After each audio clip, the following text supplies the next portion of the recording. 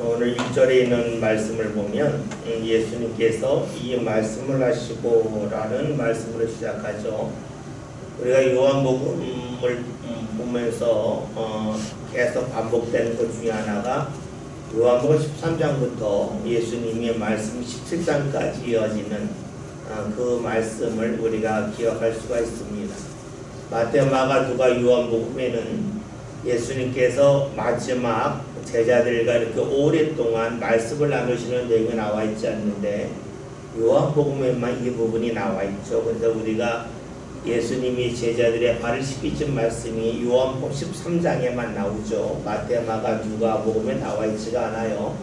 그리고 예수님께서 제자들의 발을 씻기시고 서로 사랑하라는 말씀도 하셨고, 특히 요한복음에 강조되고 있는 성령에 대하여 말씀을 해주셨고, 또 요한복음에만 나와 있는 비유가 있죠. 요한복음 15장에 나와 있는 포도나무의 비유를 말씀해 주셨고, 또 예수님이 이제 떠나시면서 제자들이 하나가 되기를 예수님 안에서 하나님 지켜주시길 위하여 기도하는 내용이 요한복음 17장에 나와 있습니다. 저희 예수님께서는 이제 하나님 앞으로 가시기 전에 제자들에게 오랫동안 말씀을 전해 주셨죠. 그리고 오늘 말씀을 보면 예수님께서 이 말씀을 하시고 제자들과 함께 기드론 시내를 건너셨다라는 말씀이 나옵니다. 우리가 마태, 마가, 누가복음에는 기드론 시내라는 말씀이 나와 있지가 않아요. 그냥 겟세마네 동산만 나와 있는데 요한복음에서는 기드론 시내에 대하여 말씀하고 있죠.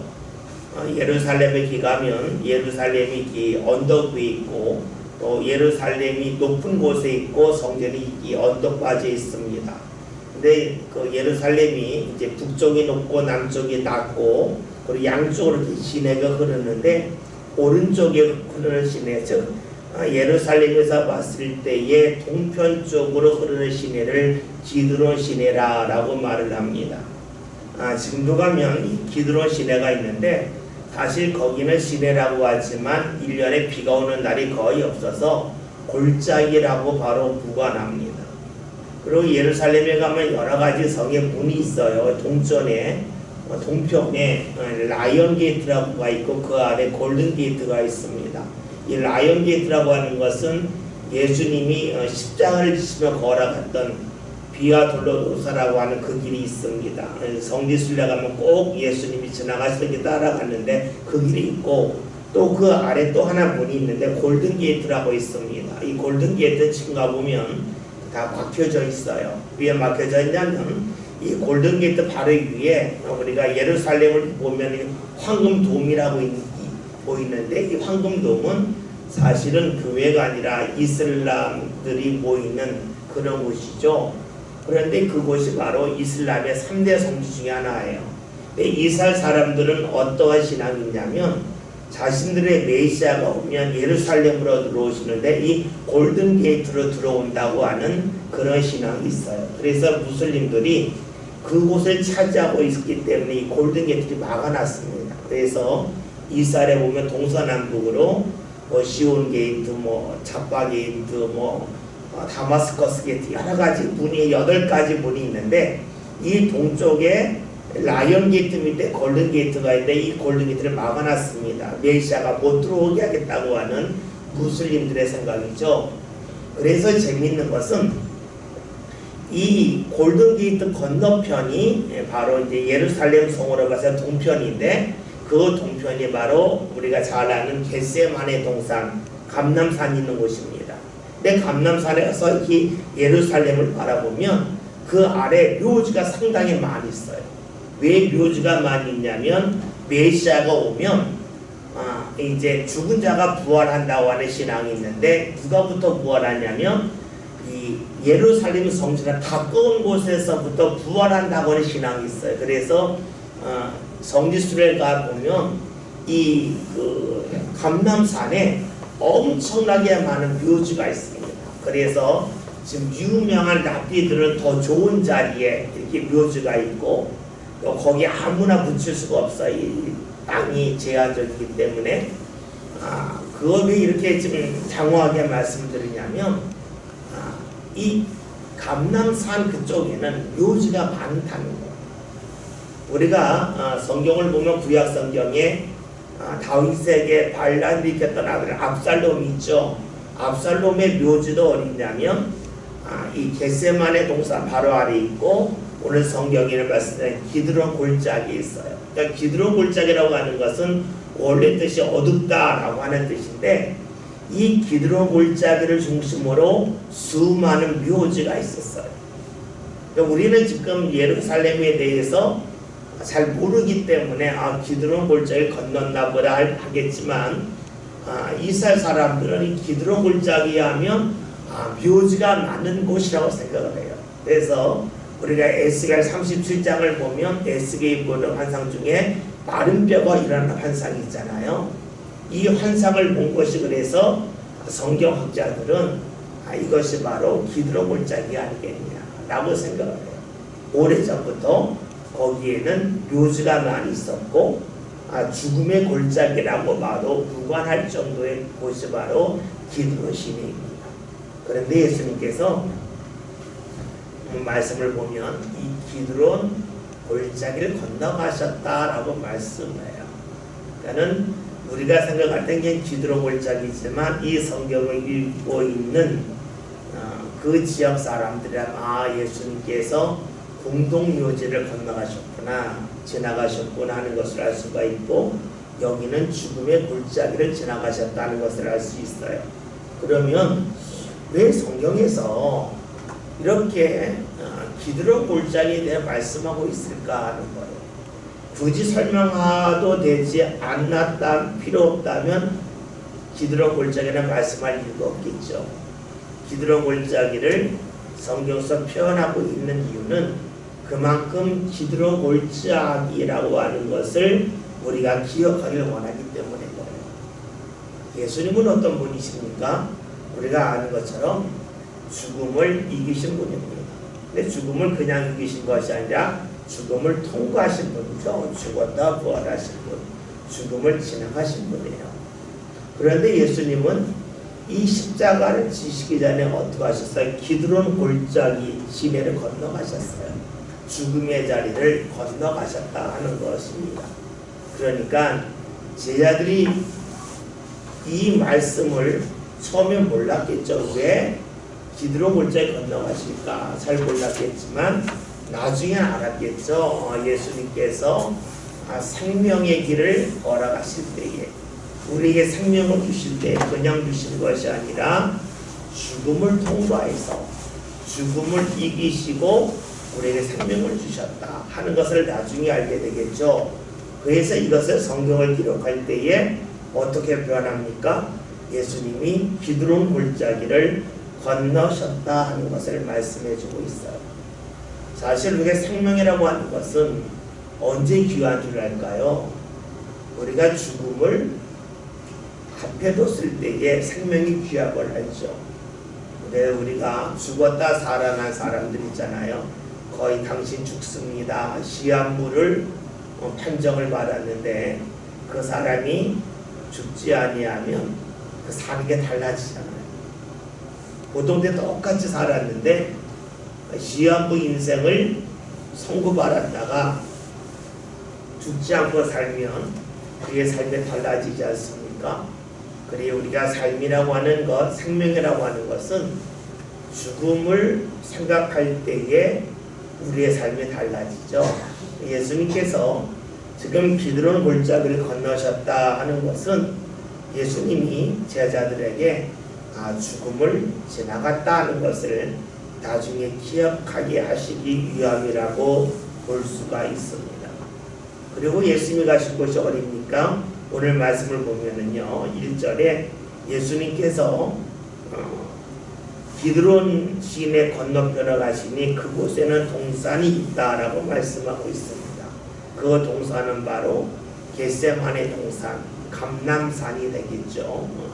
겟세마네라고 하는 것은 우리가 아실 분 아시겠지만 거기서 올리브 기름을 짜는 트레이가 같은 곳이라 그래서 거기서 예수님이 혼신의 힘을 다 짜내셨다라고 하는 의미로 보기도 하지만 어쨌든 예수님께서 기드론 시내를 건너서, 즉 죽음의 골짜기를 건너서 이제 예수님이 기도하러 가시는 그런 모습을 볼 수가 있습니다.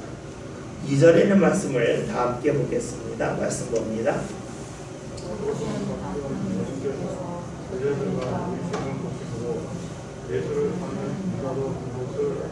아멘. 말씀을 보면 예수님이 그 동산에 가셨는데 그 동산은 가끔 예수님이 가신 곳이라고 표현하고 있습니다. 근데 우리말에는 가끔이라고 나와 있는데요. 우리가 이제 세번역 같은 걸 보면 자주라고 나와요. 자주. 왜냐면 영어로 오픈은 오픈, 자주. 어느 나와 있거든요. 그러니까 예수님께서 지금 이 겟세마네 가셨다고 하는 것은 자주 가셨다. 또 이것을 우리가 잘 아는 누가복음에 있는 말씀대로 보면 습관대로 가셨다라는 것이죠. 우리가 한번 성경 찾아볼까요? 누가복음 22장 39절. 신약성경 136면입니다.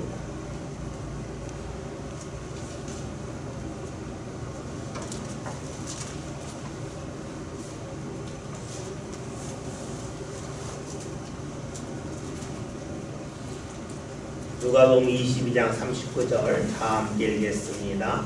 예수께서 나가사 습관을 따라 감람산에 가심에 제자들도 따라갔더니, 누가복음 22장 39절에서는 예수님이 감람산을 다른 말로 겟세마네 동산이라 그러죠. 우리가 이 표현할 때에 성경에 보면 여러 가지 표현이 있잖아요. 우리가 뭐 시내산을 호렙산이라고 이야기하죠. 표현한단 말이에요. 출애굽기에는 시내산이라 나오는데 신명기에는 호렙산으로 나오고, 또 우리가 잘 아는 열왕기상에 있는 말씀을 보면 엘리야가 하나님을 만나러 가는 산이 호렙산으로 나오죠. 그러니까 성경에는 어디서는 호렙산, 어디서는 시내산 이렇게 표현을 해요. 마치 성경을 기록할 때에 우리가 성경을 보면 북쪽과 남쪽을 나누잖아요. 그렇죠? 이스라엘이 그 솔로몬이 죽은 다음에 북쪽으로 이제 갈라진 게 여로보암을 따라서 10지파가 있고, 남쪽으로 느호보암을 따라서 2지파로 이렇게 갈라지잖아요. 근데 북쪽 사람들은 시내산을 호렙산이라고 불렀어요. 그리고 이 남쪽 사람들은 시내산을 시내산이라고 부른 거예요. 그러니까 성경을 기록할 때에 이 북쪽에서 많이 읽게끔 된 말씀을 기록할 때에는 호렙산을 표현하고, 남쪽 사람들이 많이 읽을 때 시내산을 표현했다고 보면 좋겠죠. 우리가 성경을 보면 이제 맨 처음에 성경을 읽는 사람이 북쪽 사람이냐 남쪽 사람이냐에 따라서 용어를 좀 달리 쓰는데, 때로는 호렙산, 때로는 시내산 표현을 하죠. 마찬가지로 우리가 성경을 볼 때에 겟세마네 동산이라고 표현하는 곳이 있는가 하면 때로는 감람산이라고 표현하는 곳이 있죠.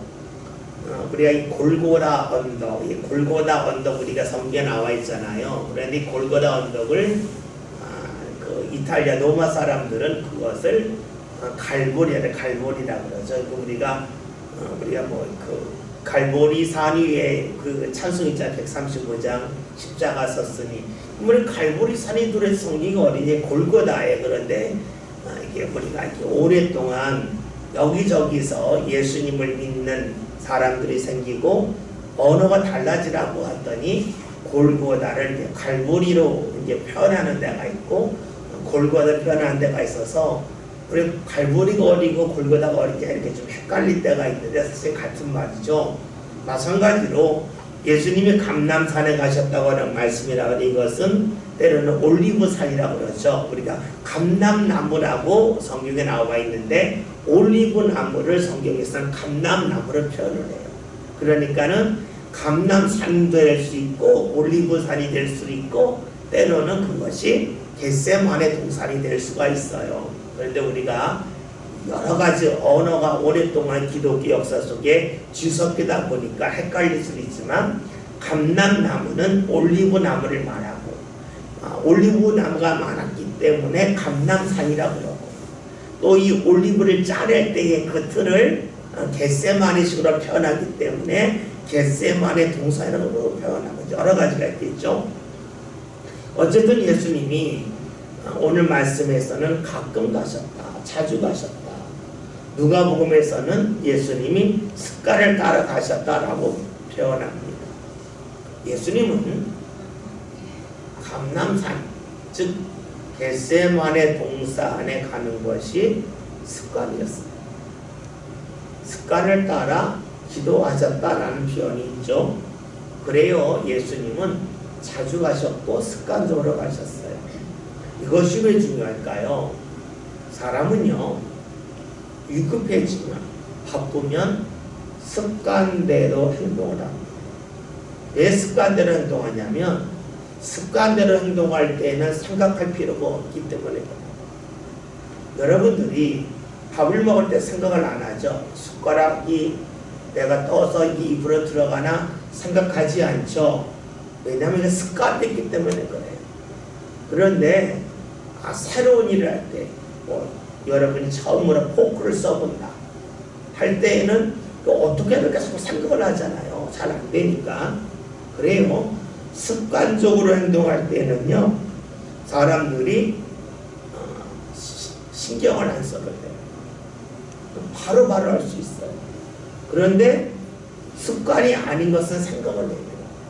그러면 우리가 힘들 때에는 어떻게 될까요? 생각하기가 싫어지죠. 여러분이 배고플 때에 뭐 생각하라고 하면 짜증나잖아요. 몸이 피곤할 때 뭐 생각하라면 짜증나잖아요. 그러니까 우리가 힘들 때에는 생각을 하라고 하지 않아요. 힘들 때에는 습관적으로 움직이라고 해요. 그러면 우리가 뒤집어보면 이렇게 나올 수가 있겠죠. 힘들 때에는 그 사람의 습관이 나온다는 거예요. 예수님은 지금 습관에 따라서 감람산에 가세요. 그 동산에 가세요. 다시 말하면 습관대로 행동하셨다라고 볼 수 있어요. 그 습관이 어떤 습관이었어요? 하나님 앞에 기도하고 하나님 앞에 묻는 것이었습니다. 앞에서 우리는 사람을 힘들면 습관에 따라 행동한다는 말씀에 대하여 보았습니다. 여러분, 그러기에 우리에게 좋은 신앙의 습관이 남아있는 것이 중요해요.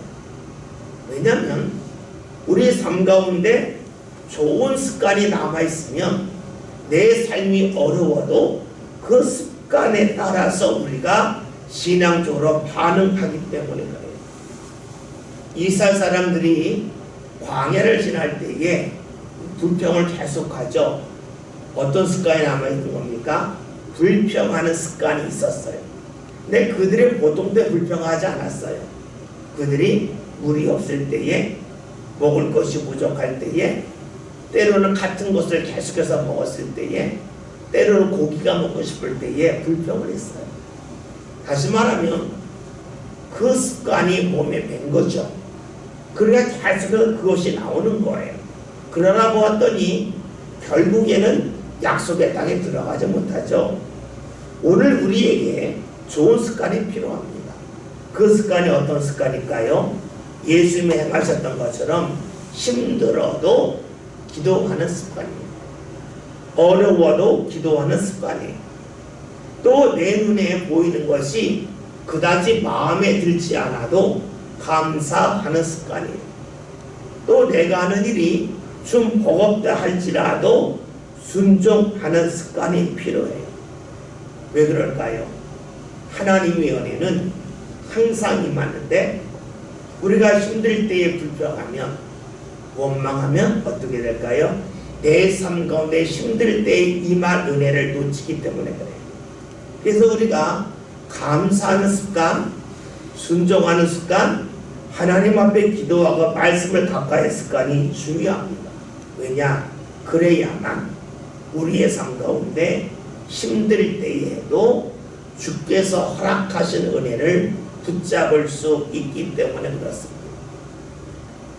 뒤집어 보면 사실 우리가 힘들 때에 필요한 것이 주의 은혜잖아요. 내 삶이 고단할 때 필요한 것이 주의 은혜잖아요.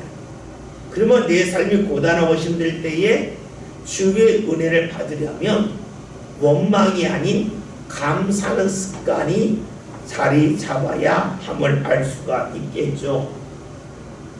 예수님은 힘드실 때에 오늘 말씀처럼 그 동산에 가십니다. 그 동산은 바로 기도하러 가신 동산, 겟세마네 동산, 감람산임을 알 수가 있습니다. 근데 우리가 여기서 말씀을 보면 제자들이 함께 갔다는 말씀이 나와 있죠. 제자들은 예수님과 공간적으로 함께 움직였습니다. 근데 거기서 멈췄다는 것이 안타까운 거죠. 예수님이 겟세마네 동산에 갈 때 따라갔습니다. 근데 문제는 예수님은 겟세마네 동산에서 기도하셨는데 우리가 잘 알고 있지 제자들은 같은 자리에 있지만 예수님과 함께 움직이지 않냐고 거기서 졸았습니다. 왜 그랬을까요? 우리가 알 수 있듯이 제자들이 너무 피곤했기 때문입니다. 지쳤기 때문이겠죠. 그래서 우리가 이제 말씀을 보면서 필요한 것이 있죠. 힘들 때에도 우리에게 좋은 습관이 나와야 된다 하는 거예요. 그러나 우리는 기계가 아니기 때문에 해야 될 것을 하지 못할 때가 있죠. 그럴 때 우리에게 필요한 것이 무엇일까요? 우리가 새벽기도 시간에 사무엘상에 있는 말씀을 보고 있습니다. 사무엘상 6장에 있는 말씀은 다윗이 하나님의 말씀의 괴가 있는 아비나답의 집에서 말씀을 가져오는 내용이죠. 근데 가져오다가 무사가 죽게 되니까 말씀을 가져오지 못하고 그 말씀을 가드 사람 오벳 에돔의 집에 주잖아요. 그런데 오벳 에돔의 집에서 3개월 동안 주의 말씀이 머물렀는데 그의 집에 하나님의 복이 맙니다.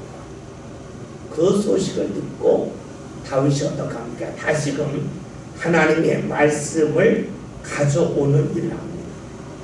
가져오다가 실패했습니다. 그래서 멈췄습니다. 그런데 영원히 계속해서 멈춘 것이 아니라 다시 시도하는 것이 다윗입니다. 우리의 신앙이 온전하여서 하나님의 말씀을 가져오고 주의 은혜를 받는 것을 한 번에 하면 좋겠지만 다윗이 그랬던 것처럼 중간에 우리가 넘어지고 쓰러질 때가 있습니다. 오다가 멈출 때가 있어요. 말씀을 옮기다가 더 이상 가져오지 못했듯이 우리의 신앙도 주의 은혜를 우리 삶으로 가져오다가 못 가져올 수도 있어요. 그런데 다윗은 3개월 후에 다시금 주의 말씀을 가져옵니다. 주의 말씀에 대한 기억이 있었기 때문이죠. 오늘 우리에게 필요한 것이 무엇입니까? 하다가 중간에 못할 수도 있습니다. 못하고 멈추는 것이 아니라 뒤늦게라도 가져오는 것이 우리에게 필요하다는 겁니다.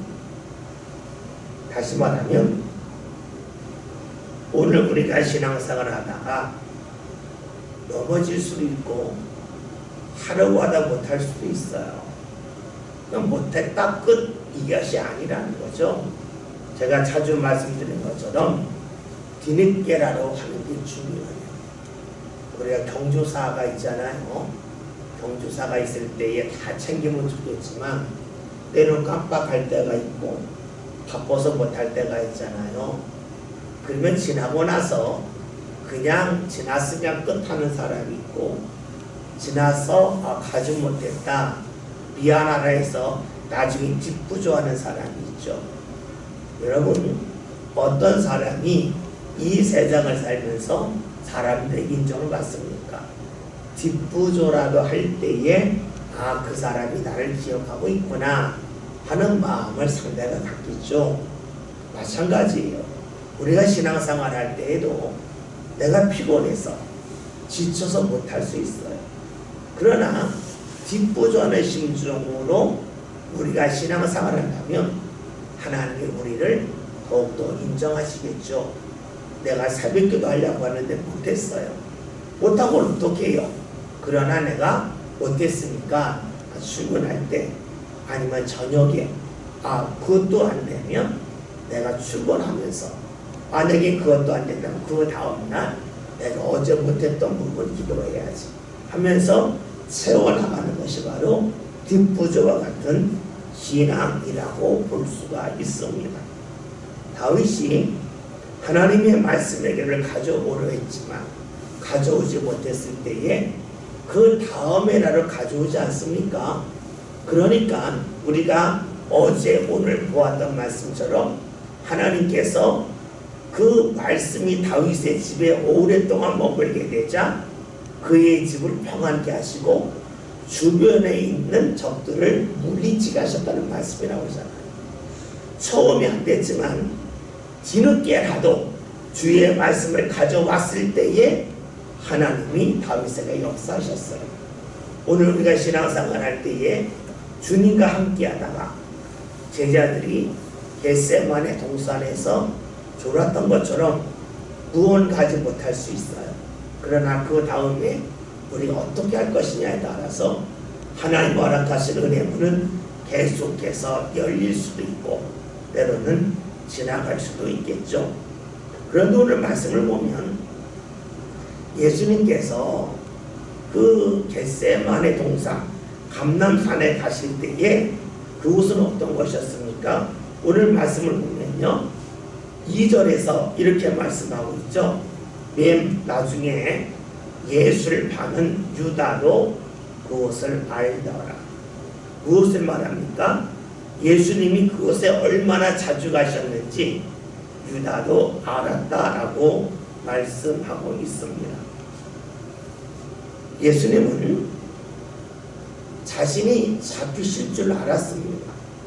그럼에도 불구하고 겟세마네 동산으로 가십니다. 그곳에 가면 잡히실 줄 알았지만 예수님은 그곳에 가십니다. 피해가지 아니하셨습니다. 왜 그럴까요? 어려움도 있고 하나님을 만나는 일 두 가지가 있습니다. 즉 예수님은 잡히실 것을 알았기 때문에 하나님을 만나 기도하는 일을 포기하지 않으십니다. 잡히신 걸 아시지만 하나님 앞에 기도하는 것을 멈추지 아니하셨습니다. 잡히신다고 하는 것을 어려움으로 봅시다. 어렵기 때문에 기도하지 아니할 수가 있겠고 어려움이 있음을 알면서도 기도할 수 있습니다. 예수님이 가신 길은 어떤 길입니까?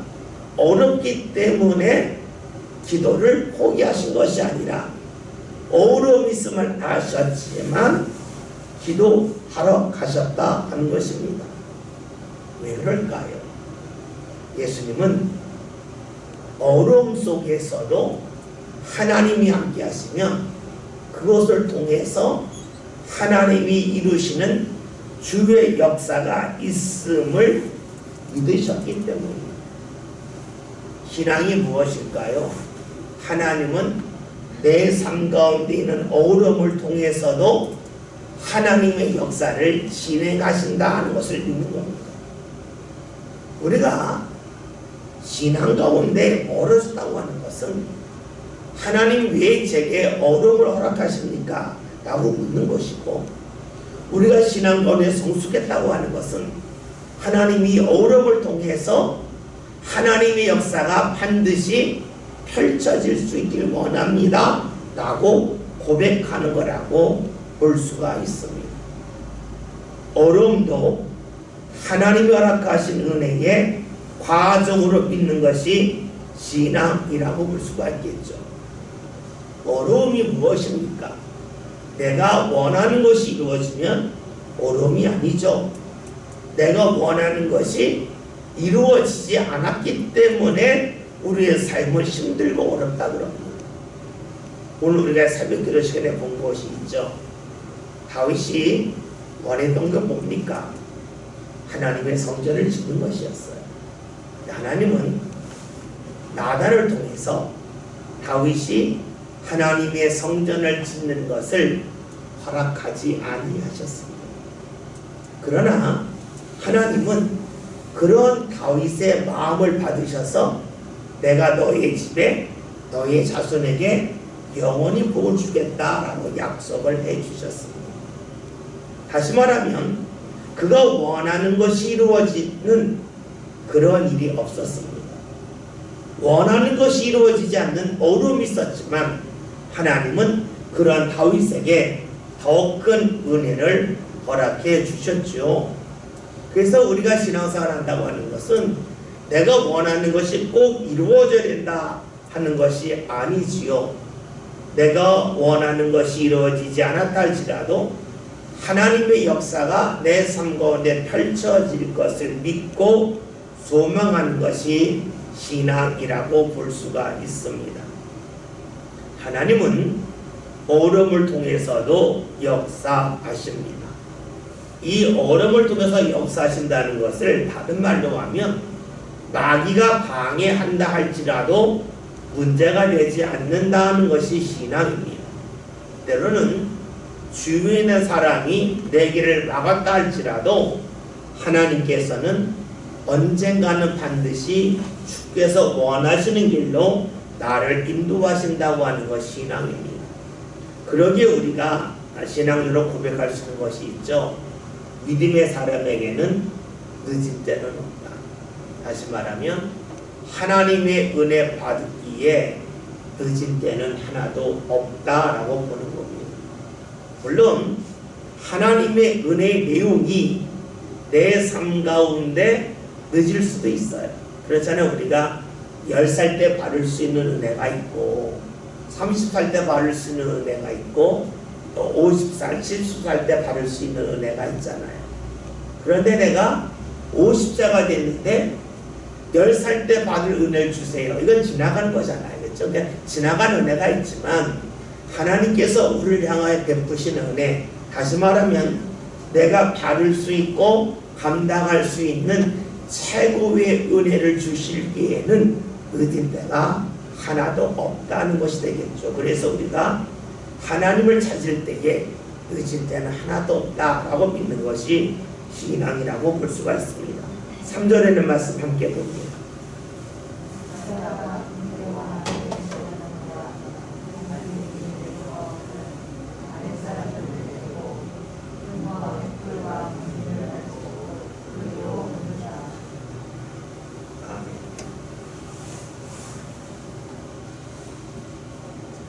죄송합니다. 제가 지금 노트북을 갖고 올라와가지고 글자 크기가 바뀌어서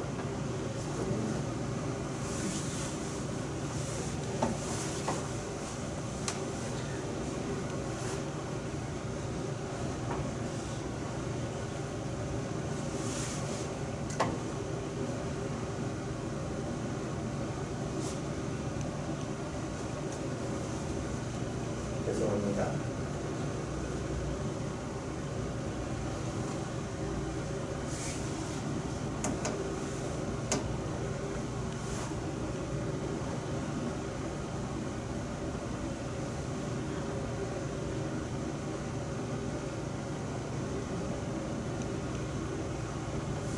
그러니까 3절의 말씀 보면 유다가 군대와 대제사장들과 바리새인들에게 얻은 아랫사람을 데리고 등과 횃불과 무기를 가지고 왔다라고 말씀하고 있습니다.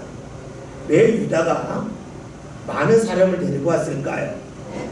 예수님에게 왔을 때에 예수님과 제자들이 저항할 거라고 생각했겠죠. 왜 등과 횃불을 가져왔을까요? 숨으면 찾겠다는 거죠. 그러니까 유다가 지금 많은 사람을 데리고 온 것은 예수님과 제자들이 저항할 때 이것을 진압하겠다는 것이고, 등과 횃불을 가져온 것은 예수님이 숨으면 찾겠다 하는 것입니다.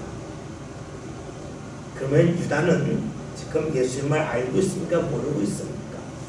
예수님을 모르고 있습니다. 예수님은 숨으려고 하지 아니하시고 저항하지도 아니하십니다. 그런데 유다는 그렇게 생각했습니다. 왜 그랬을까요? 예수님을 몰랐기 때문입니다. 예수님을 몰랐기 때문에 유다가 예수님을 은 30냥에 팔기도 했지만 예수님을 너무나 몰랐기 때문에 많은 사람을 데리고 오고 등과 횃불을 가져오는 수고를 합니다. 냉정하게 말한다면 너무나 많은 사람 데리고 올 필요는 없었고 등과 횃불 다 가져올 필요도 없었습니다. 이것은 유다가 수고를 했지만 엉뚱한 수고를 했다 하는 것을 알 수가 있습니다. 예수님에 대해 물으면 엉뚱한 수고를 합니다. 주님을 알지 못하면 엉뚱한 수고를 합니다. 우리가 지난 주일날 열왕기 하하에 있는 말씀을 통해서 엘리사를 찾아온 나만을 보았죠. 나만은 엘리사를 만나러 오기 위하여 왕에게 편지를 가지고 옵니다. 많은 선물을 가지고 옵니다. 왜 그렇습니까? 이런 거가 있어야 엘리사가 자신을 만나서 자신의 나병을 고칠 거라고 생각했기 때문입니다. 왜 그렇게 했을까요? 다른 이방신들은 그렇게 했기 때문인가요? 돈이 있고 권력이 있어야 그 사람에게 자신들이 믿는 신이 무언가 선물을 준다고 믿어왔습니다. 그래서 하나님도 그러한 분이라고 여겼던 것이죠.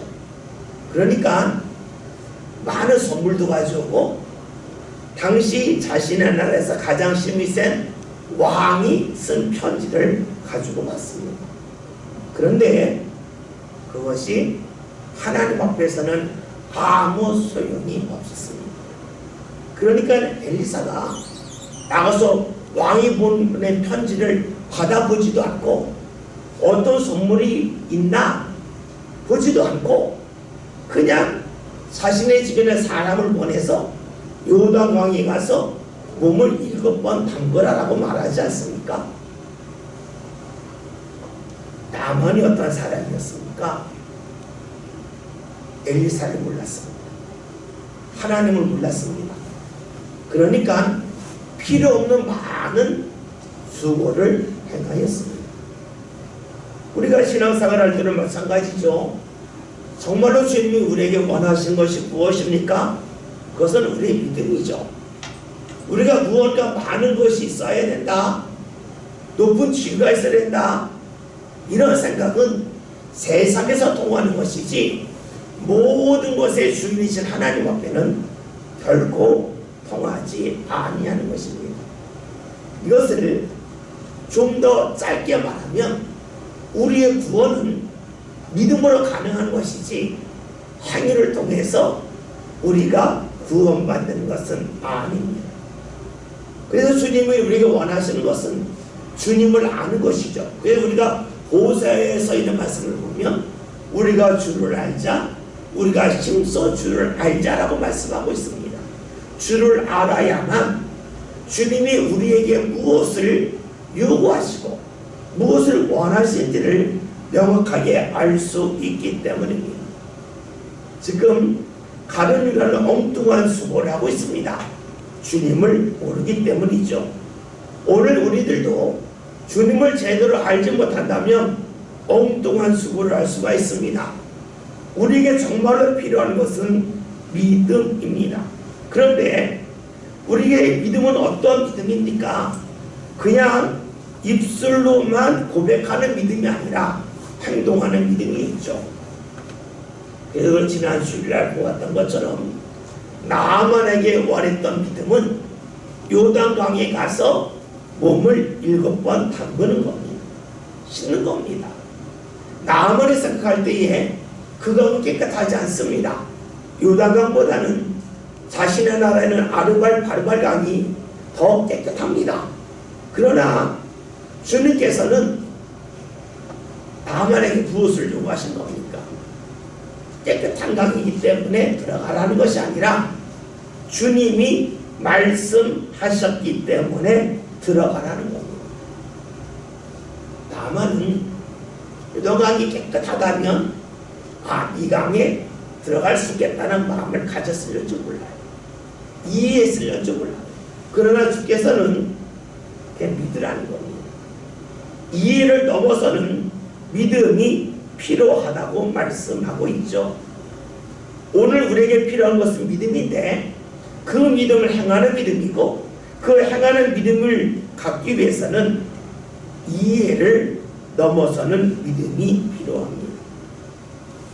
근데 여러분, 이해를 넘어서는 믿음은 사실 갖기가 상당히 어렵습니다. 사람은 누구나 이해해야 믿음을 하기 때문에 그래요. 그런데 이해를 넘어서는 믿음을 하려면 우리에게 어떤 일이 있을까요? 그것은요, 경험이 쌓일 때, 주님에 대한 경험이 쌓일 때 비로소 우리들은 어떻게 할 수 있을까요? 주님이 말씀하셨기 때문에 이것은 이루어질 거라고 하는 믿음을 가질 수 있다는 겁니다. 반복적인 주의 은혜를 통해서 우리가 내 생각을 내려놓는 것이 바로 믿음이라고 말할 수가 있겠죠. 많은 분들이 신앙생활 할 때에 이런 단계가 있죠. 주님께서 내 삶 가운데 눈에 보이는 은혜를 주시길 원해요. 때로는 몸이 낫거나 사업이 잘 되거나 뭐 이런 것을 원하잖아요. 그런데 그 일을 왜 우리에게 하나님이 허락하시면서 우리로 하여금 믿음의 일에 대한 경험을 하게 하실까요? 그것은요, 그것을 쌓아가라는 거예요. 쌓아가라는 거예요. 한 번 쌓고, 두 번 쌓고, 세 번 쌓고, 네 번 쌓게 되면 그 다음에는 주님에 대한 믿음을 가질 수 있다는 거예요. 내가 보이는 데서만 주님께서 역사하시는 것이 아니라 내가 보이지 않는 곳에서 주님이 역사할 거라고는 믿음이 생겨요. 그것이 주께서 우리에게 진정으로 원하시는 믿음이죠. 다시 오늘 새벽기도 시간에 보았던 다윗의 기도를 봅시다. 다윗이 기도한 것은 자신이 성전을 짓겠다는 겁니다. 그런데 하나님께서는 그거 못 짓는다 하십니다. 그러나 성전을 짓게 하지 못하셨지만 그가 생각하지 않았던 곳에서 주의 은혜가 임하기 시작했습니다. 우리가 신앙생활 한다는 것이 무엇일까요?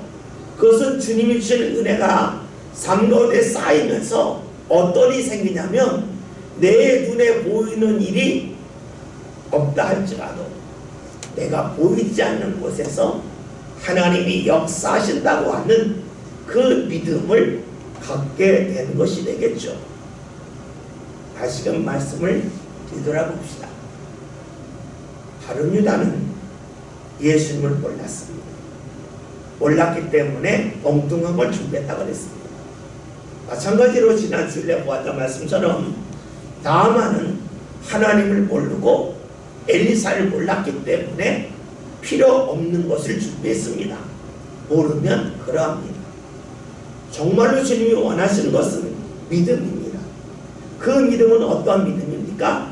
입술로 고백하는 그런 믿음을 넘어서서 내가 이해할 수 없다 할지라도 믿는 것입니다. 그 믿음을 통해서 주님께서는 우리 삶 가운데 무언가 눈에 보이는 은혜를 주시는데 그 은혜가 쌓임을 통해서 우리가 가져야 될 것은 무엇이냐면 주께서 우리에게 주시는 은혜는 반드시 있다. 그런데 때로는 눈에 보이는 은혜가 있고 눈에 보이지 않는 은혜가 있다. 내가 아는 은혜가 있고 내가 모르는 은혜가 있다. 여기까지 믿기를 주께서 원하신다는 것이죠. 사람이 때로는 기억을 잃어버리는 병을 가질 때가 있어요. 그런데 기억을 잃어버린 사람들의 특징이 때문이다. 기억을 잃어버린 사람이라 할지라도요, 습관을 잊어먹지 않는 때문입니다. 예전에 어떤 방송을 봤는데 어떤 사람이 한 집에 한 오래 한 30-40년 사는 것 같습니다. 근데 이 사람이 나이가 들면서 이 기억 상실이 된 거예요. 사람을 잘 기억을 못해요. 그래서 항상 어디 나갈 때 이 가족들이 이게 대동해서 나갔답니다. 그런데 어느 날 전화가 왔나 봐요. 그래서 가족이 전화를 받고 있었는데 그 기억을 잃어버린 그 가족 중 한 명이 집을 나간 거예요. 그러니까 걱정되잖아요. 어떡할까. 사방을 찾아 못 찾았답니다. 실종됐나 보다. 그런데 몇 시간을 그 집에 돌아왔다는 겁니다. 왜 돌아왔냐면 몸이 기억을 해서 그 몸이 자신도 모르게 자신의 집으로 인도했다는 겁니다. 무엇을 말할까요? 사람이 무언가 몸으로 기억하는 것은 내 머리가 예전 같지 않아도 기억한다는 겁니다. 마찬가지죠.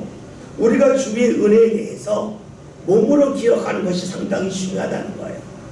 몸으로 기억할 때 비로소 우리들은 내가 알지 못하는 그런 상황이라 할지라도 주께서 나를 인도하셔서 나를 은혜의 자리에 이르게 하실 거라고 하는 믿음을 자연스럽게 가질 수가 있겠죠.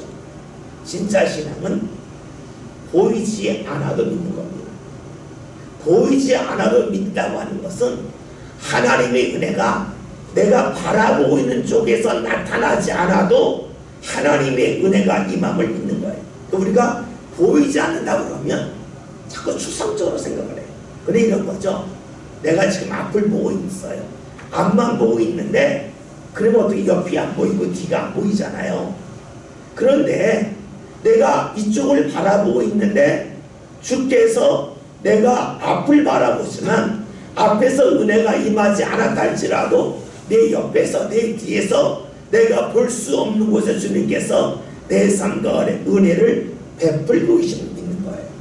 그러니까 보이지 않는다고 그러면 하늘에서 은혜가 있나 보다라고만 생각하겠지만 우리의 신앙으로 본다면 내가 주목하지 않는 부분, 내가 생각하지 않았던 부분에서도 주께서 은혜를 베풀고 계심을 믿는 것이 우리의 신앙이라고 볼 수가 있겠죠.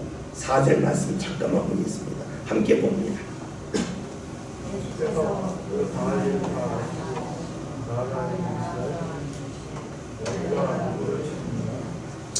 말씀을 보면 예수님이 그 당할 일을 다 아시고 나가셨다. 예수님은 모르고 하신 것이 아니라는 거예요. 아시고 가셨다는 거예요. 또 중요한 것은 아셨지만 피하지 않았다는 거예요. 여러분, 예수님에게 가장 중요한 것이 무엇입니까?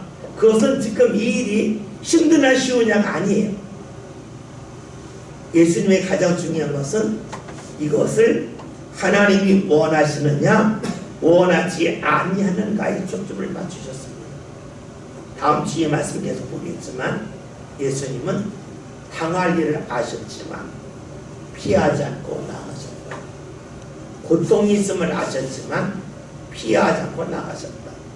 괴로움을 당할 걸 아셨지만 그 자리에 사람들이 참여하지 않고 홀로 남아서 외롭고 쓸쓸함을 아셨지만 그것을 나가셨다는 것이 되겠죠.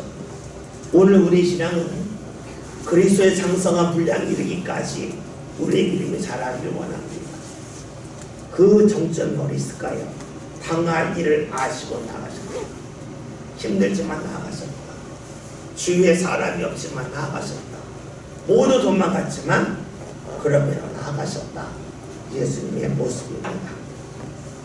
저와 여러분 신앙생활 하면서 당할 일을 알지만 힘들고 외로움을 알지만 주님이 원하시기를 내가 가겠습니다.